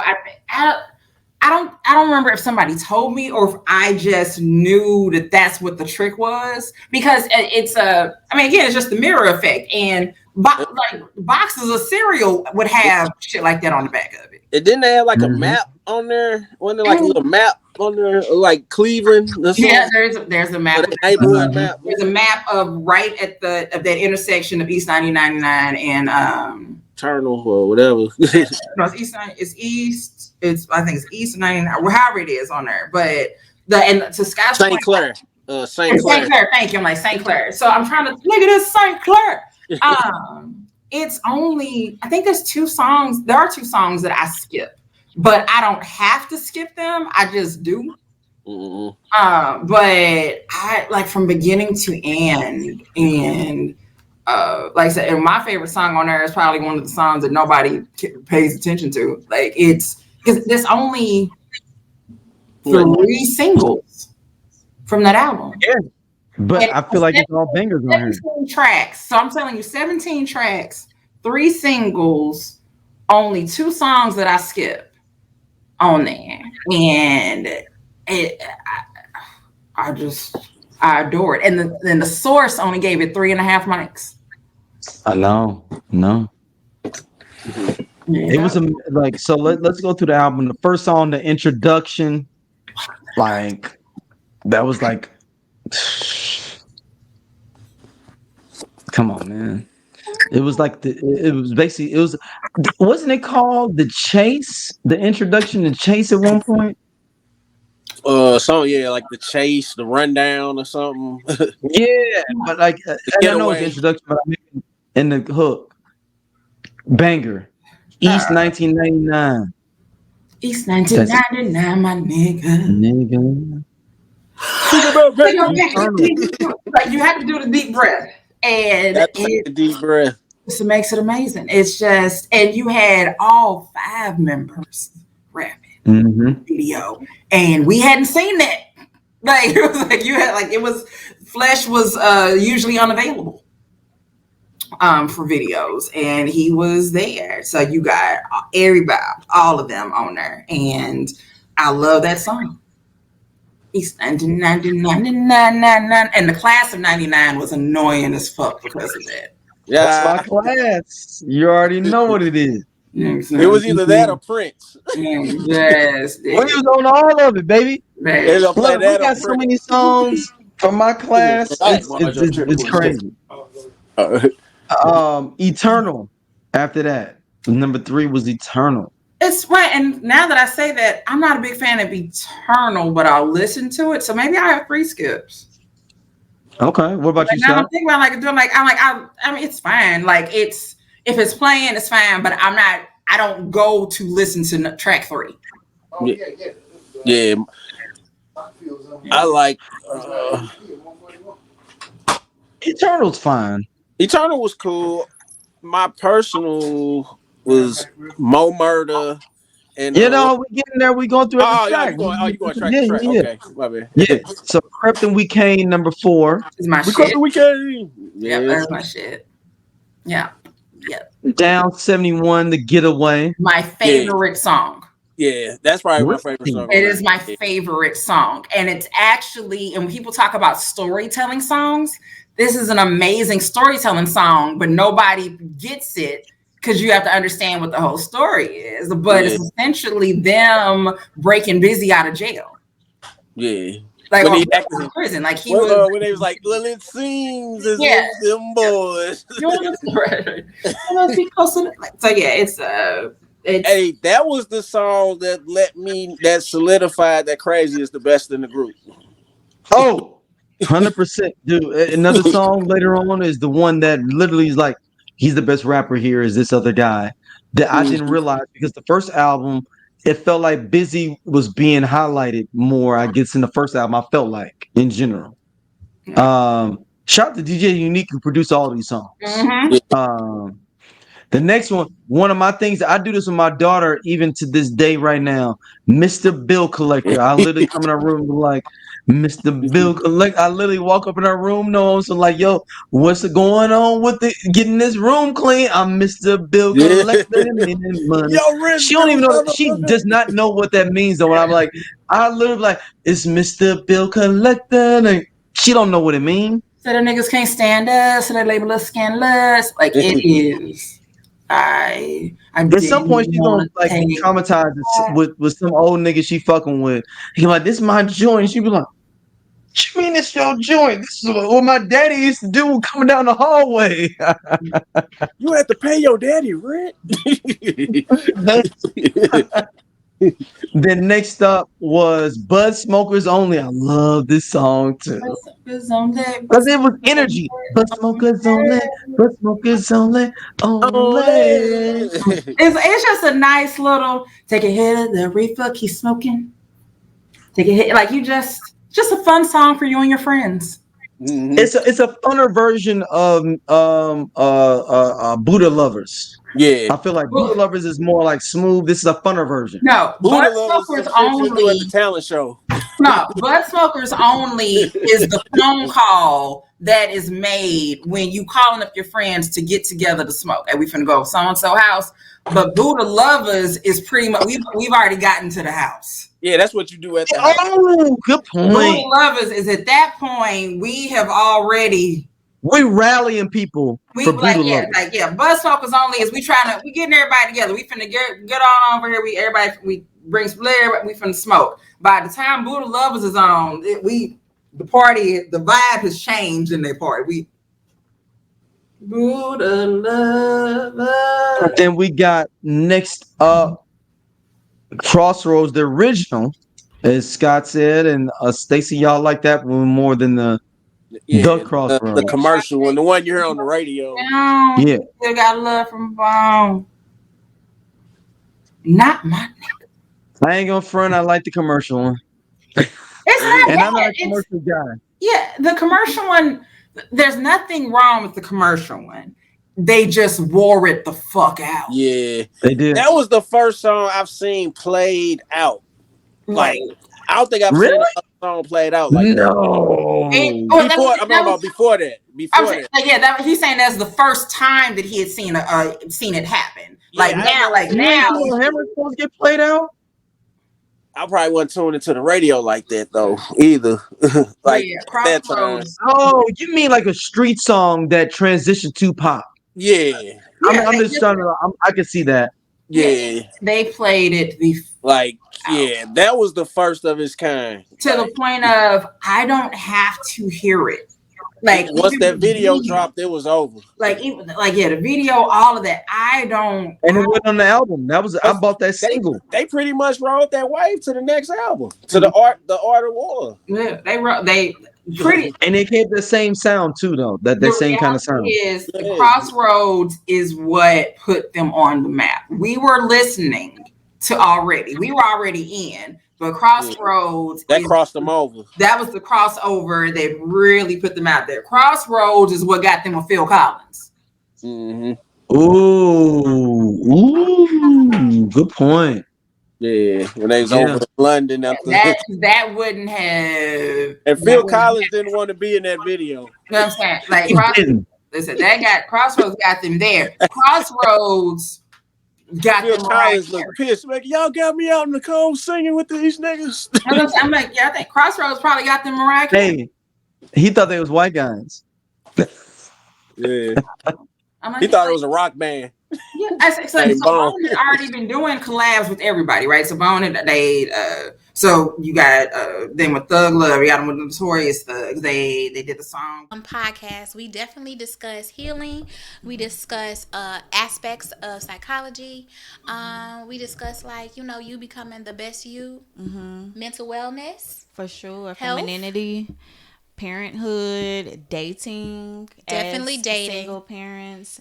And it's from a lens of two psychologists, Yeah. So, but also two people who grew up with both parents, married parents, and then you all know that Chloe and I are the youngest of our crews, her siblings and my siblings. So it's from that perspective. Yeah, looking at life through that lens. Yeah. So you're gonna get a whole lot of things from us.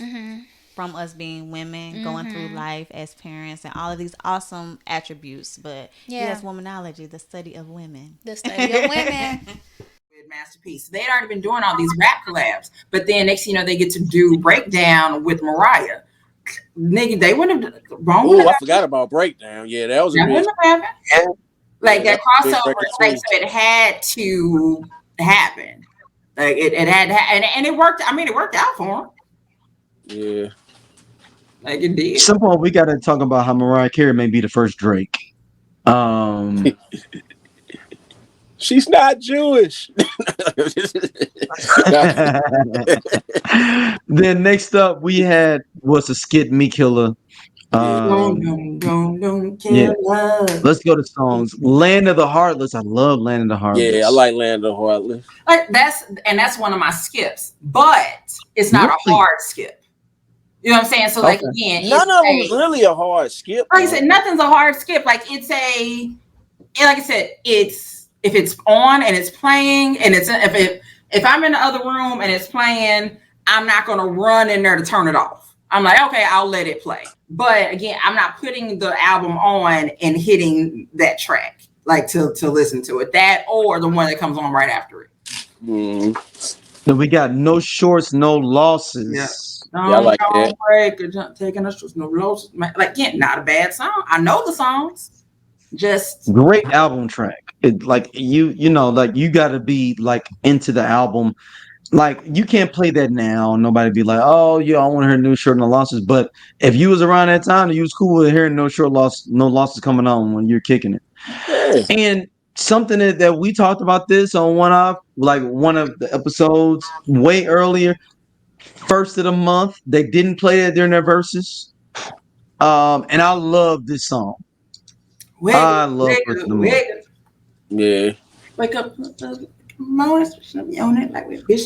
And we got Buddha Lovers, which is the addendum to Butt Smokers Only. So as Stacey said, Butt Smokers Only gets everybody with you. Buddha Lovers is after we already sitting there smoking. Because there's a line already the first of the month. You got your money. Nigga, and we ain't taking no shorts and no losses. There's and so on Butt Smokers Only, there's a line. Because I bill collected. I'm getting Butt Smokers Only together. Crossroads, shout out to my niggas that died. And we just got my nigga out of jail. Then the first of the month, Buddha Lovers. Now, yeah. Okay. So like I said, there's a line that's in Butt Smokers Only that gets repeated in Buddha Lovers, and it's two different cadences of it. So it's like basically it's I think it's Busy singing. If you got a bag, please stay with me. And it's like at that point, said it, yes. But he says it in Butt Smokers Only. And he does it different. Okay. So, like says, if you got a bag, tweet was with me, but now don't be stingy and please no puny, make it swollen. If I had me some weed, you know, I spoke it with you. Come get with, and then so he does that on Butt Smokers Only. But then by Buddha Lovers, he's repeating that same line, but he has smoked the stuff. It's a completely different way of him saying it. So that's why I said at this point now we fucked up and we are loving the Buddha. And next, Die. Nah, I love this the little clip in there. The lie down with your hands behind your back. Click. Now, bitch, you lie your funk ass on the ground. Neck. That tickles the hell out. Nah, is that the one where he's like, nigga run for it, nigga run. That's it. That was cool. It was cool, and you roll with it. It is what it is. It is what it is.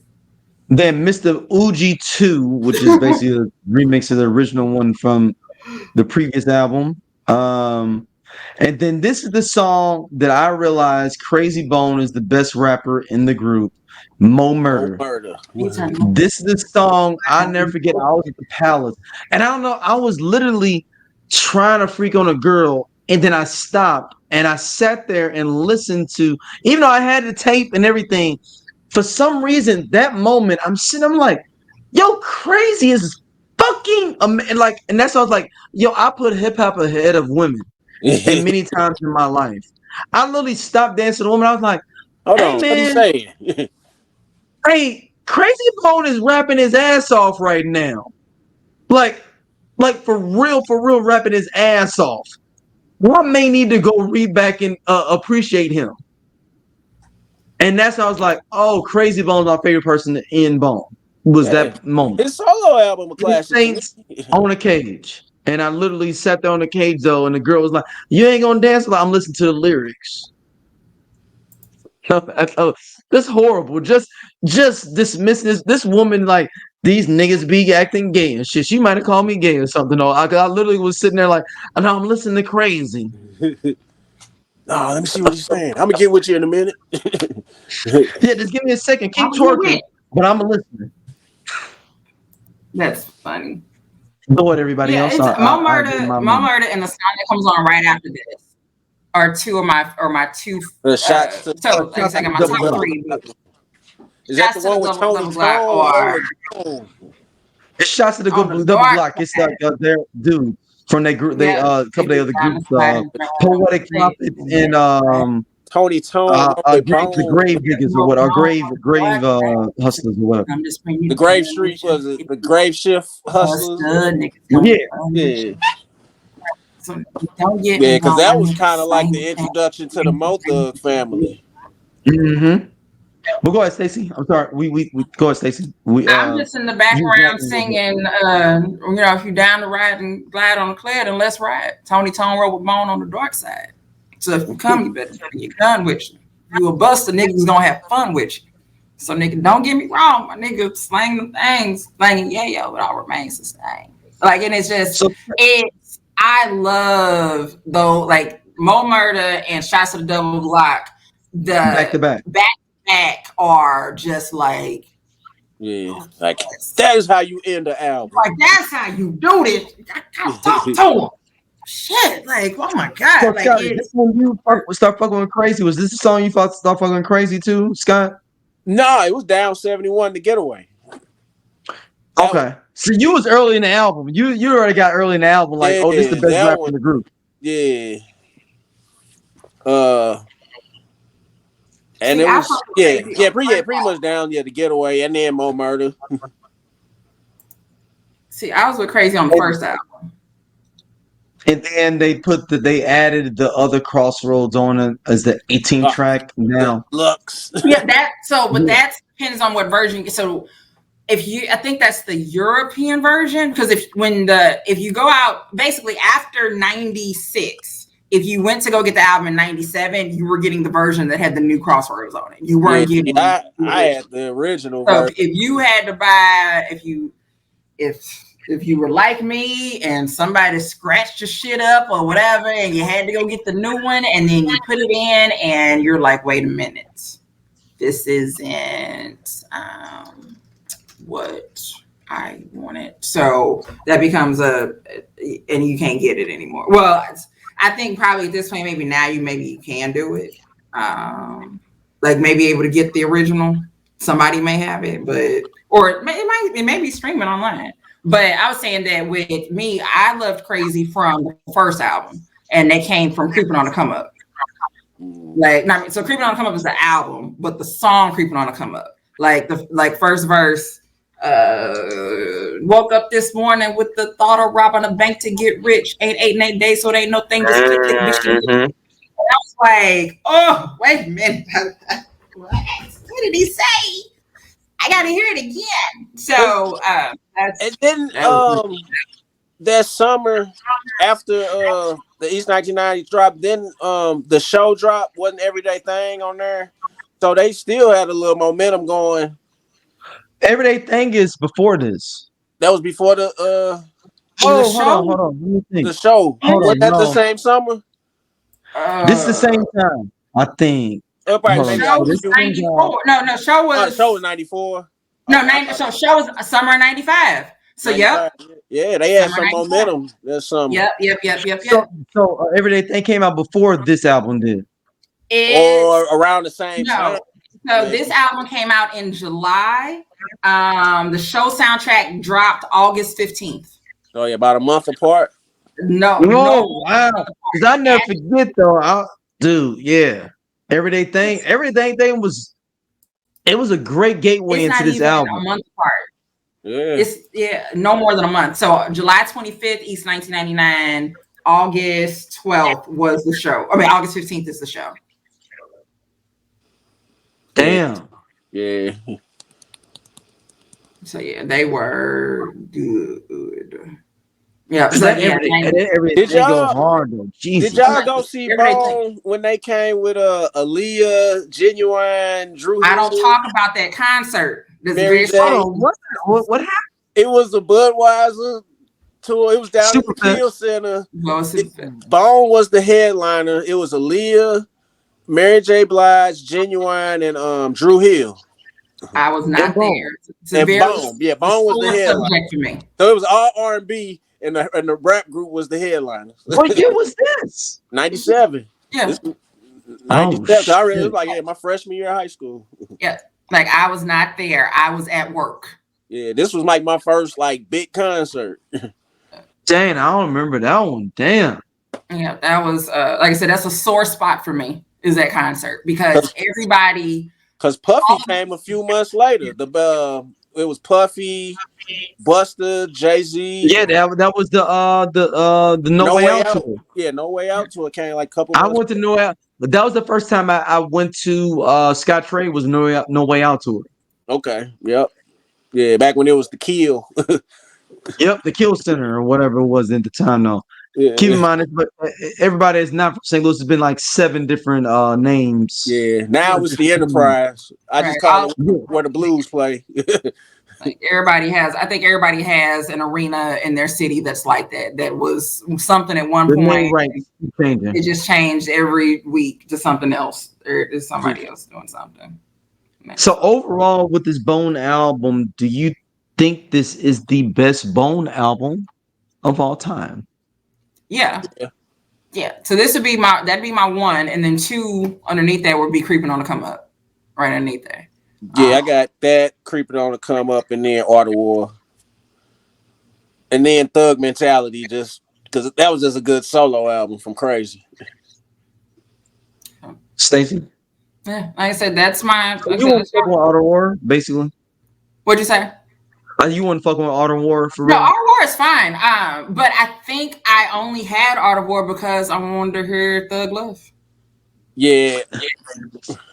That's the only reason it was even on my radar, was that I wanted to have Art of War was a different album because it what was now? weird, because on one album, I mean, one album is actually war, and on another album they singing "If I Could Teach the Whole Wide World." But remember, if y'all remember the video for that, they in warrior outfits sitting there like Star prancing Wars around and stuff.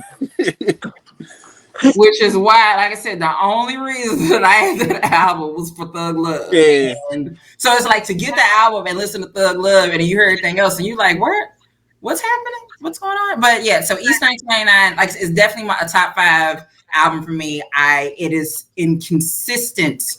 Like, it consistently is played in my car or in my house. Like, it's on every Pandora station, some kind of way. It's that album. Anything with Bone is there. The gentleman I used to date used to always joke about how he's like, how is it Bone playing every time I get in the car with you? I don't know, because you're lucky. You're welcome. Like so it's I just love that it's I don't know, it's just something about that album. It hit every mark for me. Speaking of Bone, shout out to Stacey, Family Affair, the twins. They sang to some, I don't know. I know they affiliated with Bone. Okay. Somehow. I know every time I see them, they with Flesh and Bone. Nice. Shout out to the twins. Yeah. So every time I see them, they posted, because I saw Crazy shot a video here over the weekend. They was looking for a church. Yeah. You know what? Okay. A friend of the group, Thomas Craig. He's in the group. He's a film guy. You did that movie that was pretty cool with the that was kind of based in St. Louis and everything about the drug situation. It's on Tubi and everything. It was actually decent. He did Street Ballers too back in the day. I legit had I saw a post, somebody asking about this, saying that they needed a church, and I didn't remember, but like now that you say that, I'm like, I remember seeing somebody say that they needed a church, but I think I just saw it like yesterday. Yeah, I think it was over the weekend. Something like that. Like I know by the time I saw it, it was late when I didn't even see anybody comment on it. And I was like, what is, but I don't think it was on, I don't remember seeing it in the group. It was somewhere else that I saw it. Because I think other people may have been posting trying to find one for him. But yeah, he should have just went on Peerspace and he could have found one there. Like, or a church, a space that looks like a church. That's where you can find stuff like that is on Peerspace. So if you're ever looking for places to record things and you need a specific type of scenery, Peerspace is your place to do it.